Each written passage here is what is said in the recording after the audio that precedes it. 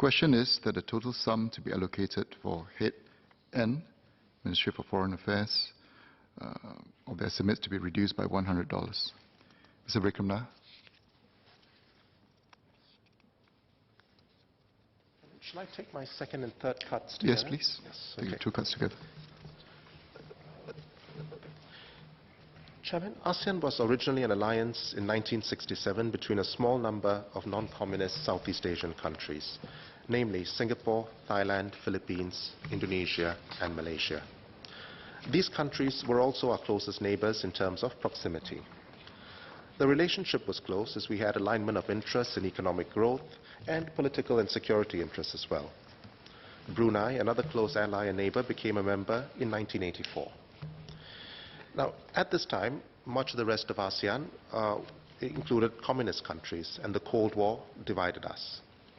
Following the end of the Cold War, ASEAN engaged many of these countries in Indochina, as well as Myanmar, with a view to building mutually beneficial economic relationships. Eventually, these countries joined the fold in the course of the 1990s. Of course, as any group gets bigger, there are more likely to be differences of opinion and interests, and ASEAN has not been immune to this. In recent years, ASEAN members have had differences over matters such as the South China Sea and on how to deal with the Rakhine State in Myanmar. However, despite these differences, we still have much in common in many areas on which we cooperate.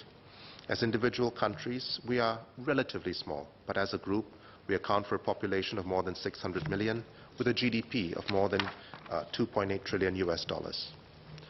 Singapore undertook the ASEAN chairmanship in 2018, when ASEAN was at an inflection point.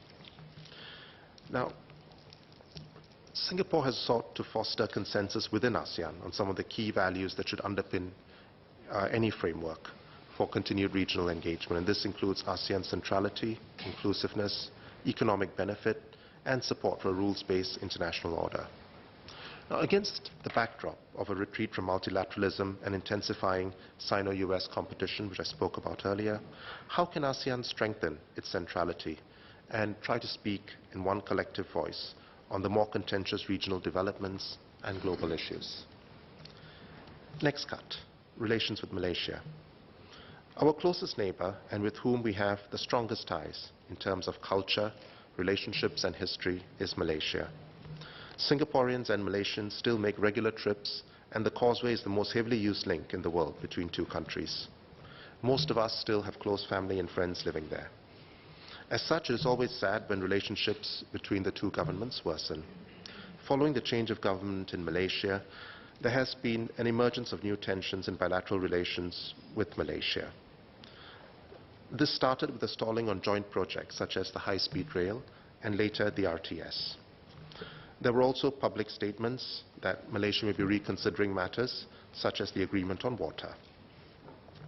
The most worrying recent developments have been the two Malaysian vessels that came into our waters following a declaration of new port limits for Johor. These vessels still remain in our waters, although the governments on both sides have taken steps to de-escalate matters.